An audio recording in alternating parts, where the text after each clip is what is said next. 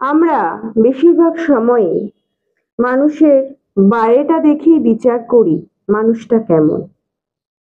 কিন্তু লেখক তার এই গল্পের মধ্যে দিয়ে আমাদের শিখিয়েছেন একজন মানুষের বাইরের রূপ, সৌন্দর্য, পোশাক, কথা বলার ধরন কখনোই তার সম্পর্কে মন্তব্য করা উচিত নয়।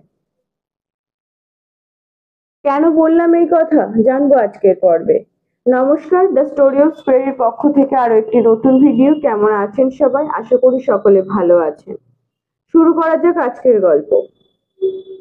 সর্বেশ্বর বাবুর নাতনির বিয়েতে গিয়ে শ্রীমতী সামন্ত 2 রাত্রি চোখের পাতা এক করতে পারেননি। তাই তিনি ট্রেনে ঘুমিয়ে যাবেন বলেই ঠিক করেছিলেন। কিন্তু ট্রেনে প্রচন্ড ভিড় থাকায় তার এই আশাটা ত্যাগ করতে হলো। সামন্তবাবুর টিকিট ছিল 3য় শ্রেণীতে, কিন্তু তাতে এতটাই ভিড় যে পা রাখার জায়গা নেই।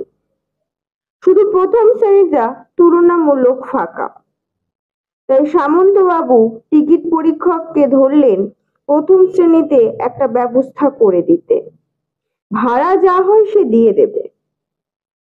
টিকিট পরীক্ষক দেখলেন সামন্তবাবুর পরনে একটি আধময়লা থান, খালি গা, পায়ে ধুলো পড়া একটি চটি, চোখে কাঁচ ফাটা চশমার ফ্রেম, ও তার আবার ডান দিকের ডান্ডিটা নেই, সেদিকটা আবার সুতো দিয়ে বাঁধা।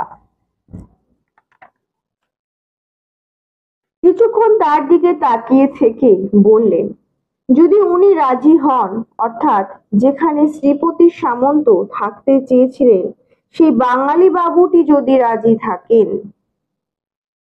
সেই প্রথম শ্রেণীর বাঙালি বাবুটি এত সময়ের কথাবার্তায় একবারও ফিরে তাকাননি। তিনি বাইরের দিকে তাকিয়ে হুক্কা টানছিলেন। আবার একবার টিকিট পরীক্ষক আসলেন টিকিট পরীক্ষা করতে। এবার ওই বাঙালি ভদ্রলোকটিকে টিকিট দেখাতে বললে তিনি কোনোভাবেই টিকিট দেখাতে না পারায় টিকিট পরীক্ষকের সাথে ঝগড়া বেঁধে যায়। আর এই শব্দে সামন্তবাবুর ঘুম ভেঙে যায়। আজ তিনি ঠিক করেই রেখেছিলেন যে যাই হোক না কেন আজ আমাকে একটু ঘুমাতেই হবে, কারণ কাল সকালে অনেক কাজ আছে।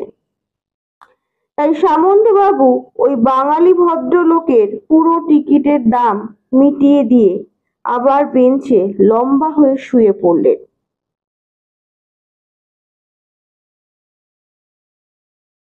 এতক্ষণ ধরে আপনারা যে গল্পটি শুনলেন, গল্পের নাম শ্রীপতি সামন্ত, লেখক বনফুল অর্থাৎ বলাই চাঁদ মুখোপাধ্যায়। কেমন লাগলো অবশ্যই কমেন্ট করে জানাবেন। ভালো লাগলে লাইক ও শেয়ার করবেন। ধন্যবাদ।